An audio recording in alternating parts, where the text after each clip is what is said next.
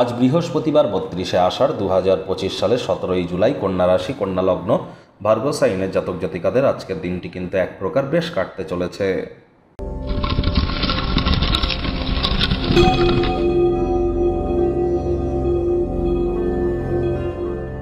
ভিডিওটির শুরুতেই আপনাদের বলবো, স্ক্রিনে আপনারা দেখতে পাচ্ছেন বৃহস্পতির বীজ মন্ত্র ওম গ্রাং গ্রিং গ্রং স গুরাবে নামা।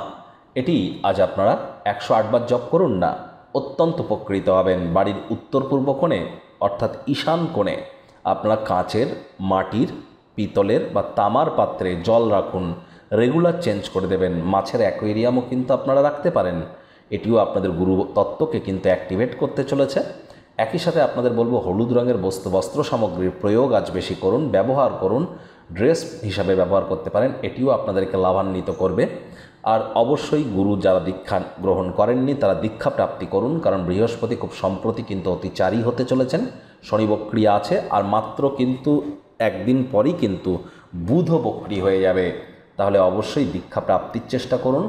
আর এই যে আমাদের জীবনের বিবাহ, সন্তান সন্ততি, আত্মীয় স্বজন, পাড়া প্রতিবেশী, বন্ধুবান্ধব, আধ্যাত্মিক চিন্তন চেতনা, জ্ঞান, নাম যশ খ্যাতি, প্রভাব প্রতিপত্তি, ঐশ্বর্য, এ সব কিছুর কারক তত্ত্ব কিন্তু বৃহস্পতির কাছেই আছে। এজন্য বৃহস্পতির মজবুতি কিন্তু এক প্রকার অত্যাবশ্যক।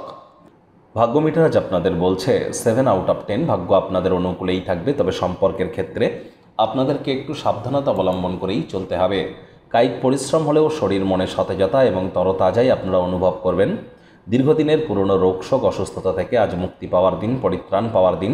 অর্থগত ব্যাপারে আয় ইনকাম তো আজ আপনাদের বাড়তে চলেছে। নতুন উদ্যোগ পরিকল্পনার পাশাপাশি নতুন নির্মাণ কার্যের শুরুয়াত আপনারা করতেই পারেন। সাফল্য অর্জনের জন্য সময়ের সাথে যত দ্রুত নিজেকে অ্যাডাপ্ট করিয়ে নিতে পারবেন।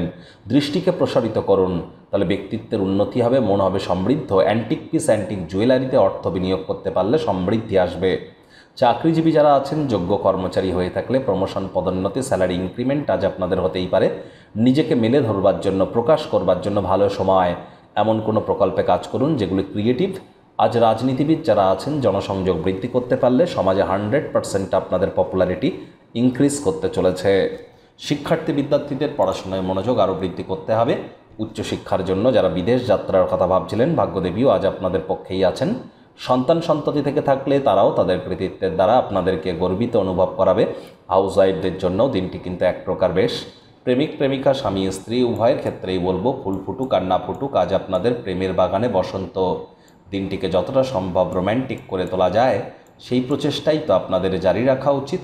অবিবাহিতদের বিবাহের যোগ পরিলক্ষিত হচ্ছে। যারা প্রেমে পড়েননি তাদের জীবনে স্বপ্নের নারী বা পুরুষের আগমন আজ কিন্তু হতেই পারে।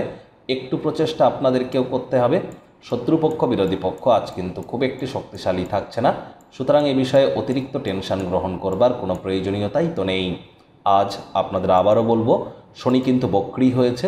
13ই জুলাই 28শে নভেম্বর পর্যন্ত বক্রী থাকবে। অলরেডি চ্যানেলে ভিডিও আপলোড করা হয়েছে বিষয়ে, সময় সুযোগ বুঝে দেখে বা শুনে নেবেন।